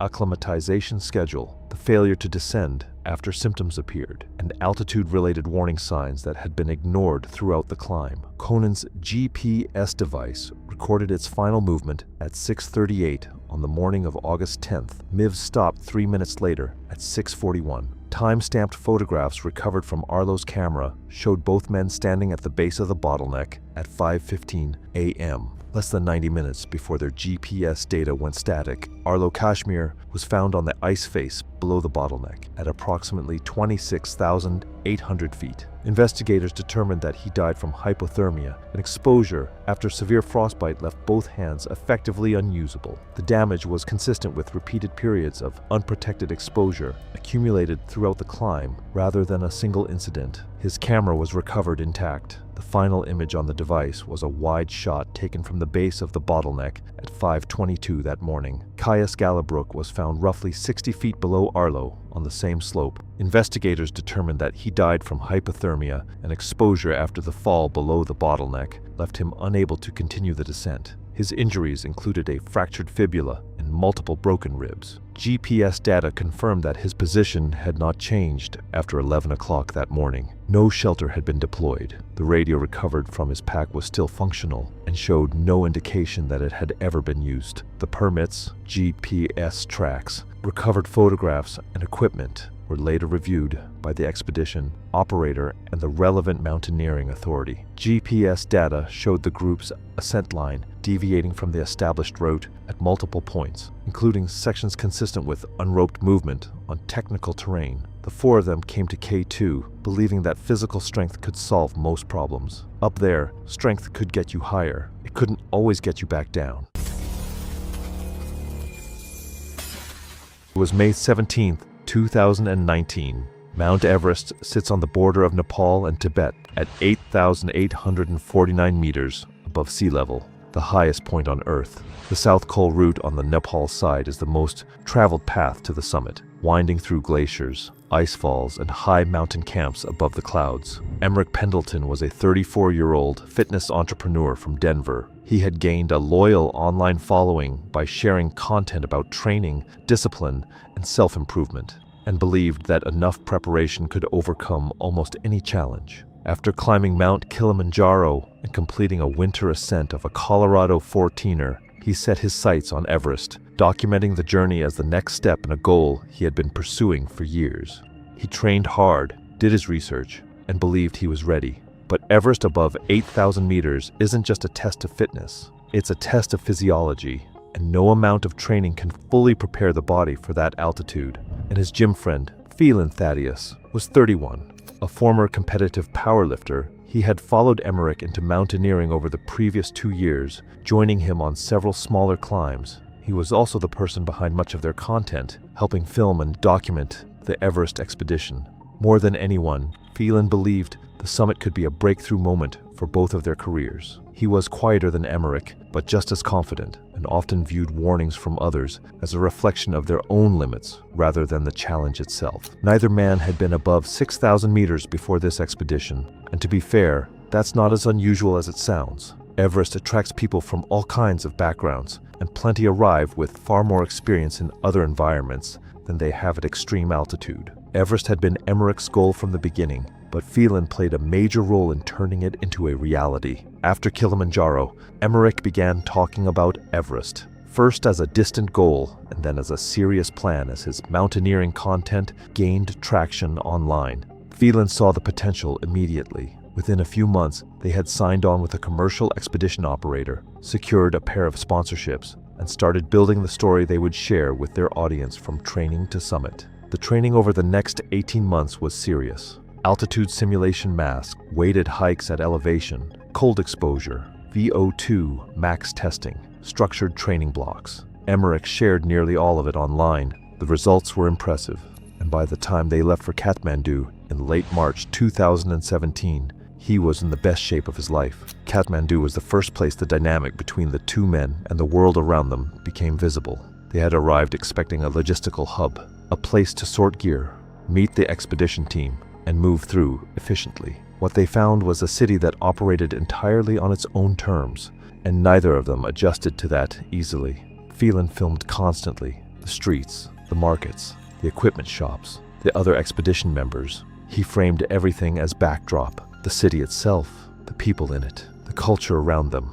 All of it appeared in the content as texture rather than substance. The pre-expedition briefing with the operator took place over 2 days and covered acclimatization protocols, emergency procedures, oxygen management, and the role of the Sherpa team. Emmerich listened and asked reasonable questions about the physical demands of each section. When the operator's representative explained the acclimatization rotation schedule, the series of up and down climbs between base camp and the higher camps that the body required before the summit push, Emmerich asked how much flexibility existed in the timeline. The representative said very little. Emmerich nodded and moved on, but Phelan noted the answer and filed it away as something to revisit later. The gear check flagged 2 items: lighter gloves than recommended and a sleeping bag rated to a temperature that was borderline for Camp 4 conditions. Emmerich said he ran warm and had tested the gloves in Colorado winters. The representative replaced the gloves without further discussion. It was a small moment, but it was the first of many where someone with more experience tried to make a correction and got pushback instead of acknowledgement. The trek from Lukla to Everest Base Camp takes approximately 9 days and gains nearly 3,000 meters of elevation. It is not technically demanding, but it is the first real test of how a person responds to altitude, and it is where the Sherpa team begins forming their assessments of the clients they are going to take up the mountain. Their lead Sherpa, who had summited Everest 6 times and had been working with commercial clients for over a decade, met them at Lukla. He was quiet, precise, and had read both men within the first 2 days of walking. Emmerich was strong and moved well on the trail. Balin was also strong, but had a tendency to push the pace on uphill sections in a way that experienced high-altitude guides recognized immediately as the wrong instinct, burning energy to prove a point rather than conserving it for what was ahead. It's a pattern at this point. The fitter someone is, the harder it can be for them to accept that fitness isn't the currency that matters up here. The friction began around Dingbosch at approximately 4,400 meters, where the standard itinerary includes a rest day for acclimatization. Emmerich felt fine and said so. Phelan said the rest day felt unnecessary, given how well both of them were moving. Their lead Sherpa explained that feeling fine at 4,400 meters was not the relevant measure. The body's adaptation to altitude happened during rest, not during movement, and skipping rest days at this stage created deficits that compounded at higher elevations. Emmerich accepted this. Phelan filmed the explanation and posted it with a caption that was technically neutral, but carried a tone his audience understood. They reached Everest Base Camp at 5,364 meters on April 9th. Base Camp in the spring season is a small city of tents spread across the Khumbu Glacier. Dozens of expedition teams, hundreds of people, a constant low-level noise of wind and equipment, and conversation in multiple languages. For most climbers arriving for the first time, the scale of what they have committed to becomes suddenly and physically real when they can look up and see the mountain above them.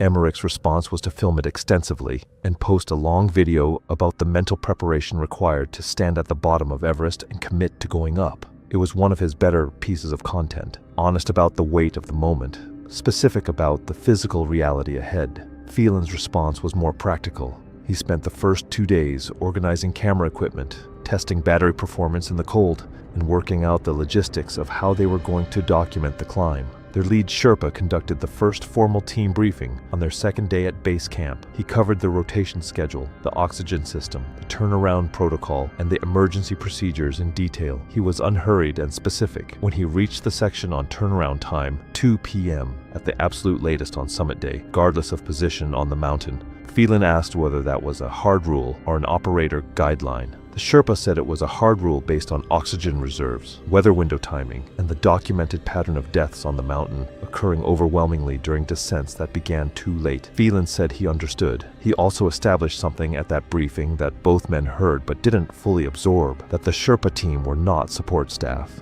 They were the most experienced people on the mountain. They had been on this route more times than any client in the group, and their assessments of conditions and risk were not suggestions. The first acclimatization rotation took them from base camp through the Khumbu Icefall to Camp 1 at approximately 6,100 meters. The Icefall is a moving glacier riddled with deep crevasses and unstable ice towers, navigated via aluminum ladders laid horizontally across gaps and fixed ropes running through the most dangerous sections. It requires crampons, precise footwork, and the ability to move efficiently while clipped to a rope with a heavy pack. At altitude, it is not the most technically demanding section of the climb, but it is the most objectively dangerous. Seracs and entire sections of ice can collapse without warning, and the route through it changes constantly as the glacier moves. Emmerich moved through it well. He was careful and methodical, and responded to the technical demands without the ego that sometimes caused stronger climbers to rush sections they should have taken slowly. Phelan struggled more than either of them had expected. The ladder crossings over the deeper crevasses required a specific kind of calm that his powerlifting background had not prepared him for. The exposure was different from anything he had trained for, and his pace through the icefall was noticeably slower than Emmerich's. He didn't say anything about it. Emmerich didn't either. Their lead Sherpa noted it and said nothing. The second rotation took them to Camp 2 at 6,400 meters, and then up toward Camp 3 at 7,200 meters. This was where the altitude began to separate the two men more clearly. Emmerich continued to perform within expected parameters, slower than at sea level.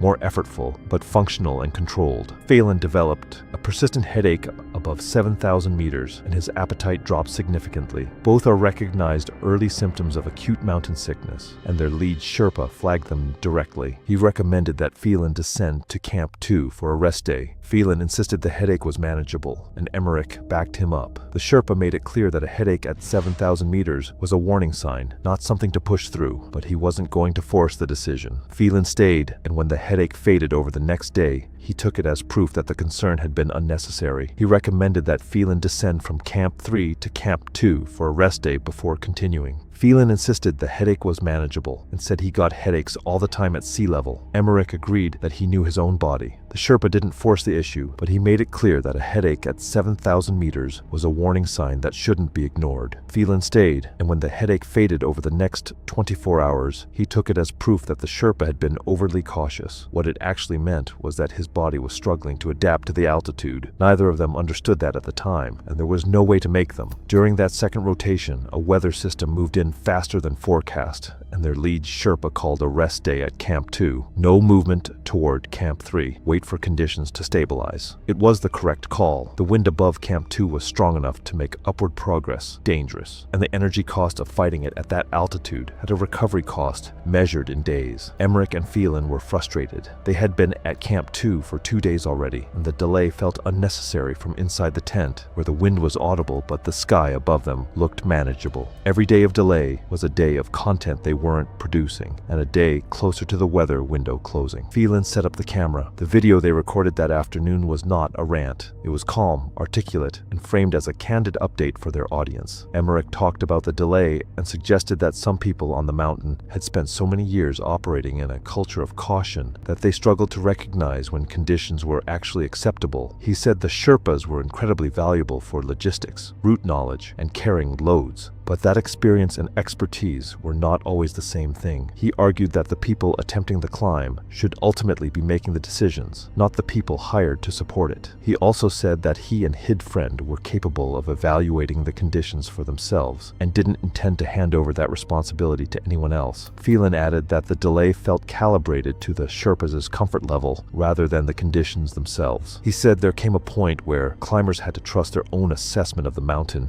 Instead of treating every recommendation as unquestionable, they brought the memory card down to base camp at the end of the rotation. Phelan edited the clip, compressed it, and uploaded it through the expedition's satellite terminal at base camp, the only place on the mountain with the bandwidth to support a video upload. It went live to their audience 3 days later. Their lead Sherpa saw the video on a phone that evening. Another member of the team had found it and shown it to him without comment. He watched it once, said nothing, and continued preparing the equipment for the next rotation. He did not raise it with either man directly, and I think that restraint, that choice to say nothing and just keep doing the job, says more about who he was than anything else in this story. After the rotations were complete, both men returned to base camp for a 4-day rest period before the summit push. On the third rest day, their lead Sherpa sat with both men for the summit briefing. He went through the plan in full: departure time from Camp 4, oxygen flow rates for each section, the turnaround rule, the signs of deterioration to watch for in each other, and the protocol if either of them became unable to move under their own power above Camp 4. He was specific and unhurried, and he did not soften any of it. He told them the weather window for their push was narrow. A system was forecast to arrive from the west within 36 to 40 hours of their planned departure from Camp 4. That meant the timing had almost no margin. They needed to move efficiently, they needed to respect the turnaround time, and they needed to be back at Camp 4 before the system arrived. Any significant delay at any point in the push compressed the margin further. He also told them that the headache at Camp 3 during the second rotation was something he had not forgotten, and that Phelan needed to be honest about how he was feeling at every stage of the push. If something felt wrong above 8,000 meters, the correct response was to say so immediately, not to manage it privately. The summit push was scheduled to begin from Camp 4 on the evening of May 17th. They left Camp 4, the South Col, at 7,950 meters at 10:30 p.m. on May 17th. The conditions at departure were within acceptable parameters: cold, dark, wind at manageable levels, visibility adequate. Their lead Sherpa went first. A second Sherpa followed behind Phelan, who was the slower of the two. The section from Camp 4 to the balcony at approximately 8,400 meters took 4 hours and 30 minutes, longer than the standard 3 to 4 hours, primarily because of Phelan's pace. He was moving but not efficient. efficiently. His footwork was deliberate in a way that suggested he was working harder than the altitude alone accounted for. Their lead Sherpa slowed the group somewhat to match him, which compressed the timeline by approximately 45 minutes against the plan. At the balcony, the lead Sherpa checked both men's oxygen. Emmerich was on track. Phelan had consumed slightly more than projected due to the extended time on the lower section. The flow rate was adjusted marginally, and the deficit was noted. The margin was tighter than it should have been, and they hadn't even reached the hardest section yet. They continued upward. The section from the balcony to the south summit at 8,690 meters took another 5 hours and 40 minutes, far slower than expected. Phelan's pace had dropped noticeably, and his movements and responses were becoming less precise. He was still functioning, but something was clearly wrong. They reached the south summit at 9:20 a.m. on May 18th. Their lead Sherpa stopped the group and told them they needed to turn around. He explained the situation calmly. The summit was still at least 45 minutes away. The weather was deteriorating faster than forecast, and Phelan had already used more oxygen than planned. Just as concerning was his condition. After hours in the death zone, he was showing signs that his body was no longer coping with the altitude the way it needed to. Emmerich said they were 45 minutes from the summit. He said they had been on the mountain for 6 weeks, had done everything correctly, and were standing at 8,690 meters. He said he was not turning around 45 minutes from the top. Their lead Sherpa said he was not, asking them to abandon the expedition. He was telling them that, continuing from this point, given Phelan's condition and the oxygen situation and the incoming weather, significantly reduced the probability of both of them getting back down. Phelan said he felt fine. His legs were heavy, but that was expected and he could manage it. Emmerich looked at him, then looked at the Sherpa and said they were continuing. Their lead Sherpa said he was formally advising against it and that he wanted that noted. Then he continued up the mountain with them because that was his job. It's hard not to respect people who do that for a living. Every trip up the mountain carries risks for them too, yet they keep going back to help other people reach the summit. They reached the summit at 10:50 a.m. Both men were exhausted in a way that was categorically different from any exhaustion either of them had experienced before. Not muscular, not cardiovascular, but a deep systemic depletion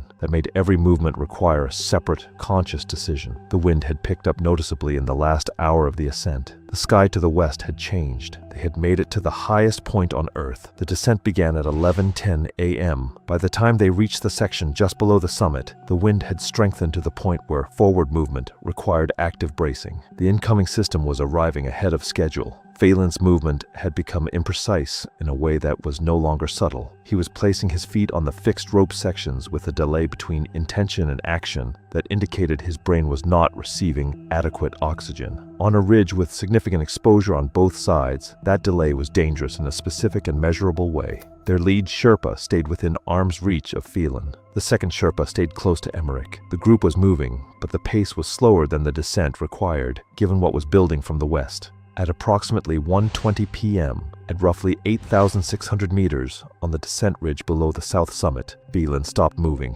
He sat down on the ridge without warning, not a fall, just a cessation of forward movement. He said he needed a minute. His oxygen mask was still on, but his second bottle had been running longer than calculated due to the extended time above 8,000 meters, and the reserve was lower than it should have been. At that point in the descent, the lead Sherpa checked the gauge and switched him to the emergency bottle, the last one. He tried to get Phelan to stand. Phelan could not coordinate his legs well enough to stand safely on the ridge. His responses to instructions were present, but delayed by several seconds. His eyes were open, but not tracking normally. This was not exhaustion. This was high-altitude cerebral edema, the brain swelling that occurs when the body can no longer compensate for oxygen deprivation at extreme altitude, and it had been developing since at least the balcony, possibly earlier. The headache at Camp 3 during the second rotation had been the first signal. The slow pace, the imprecise footwork, the delayed responses on the ascent. All of it had been the progression of a process that Phelan's body had been fighting since before the summit push began.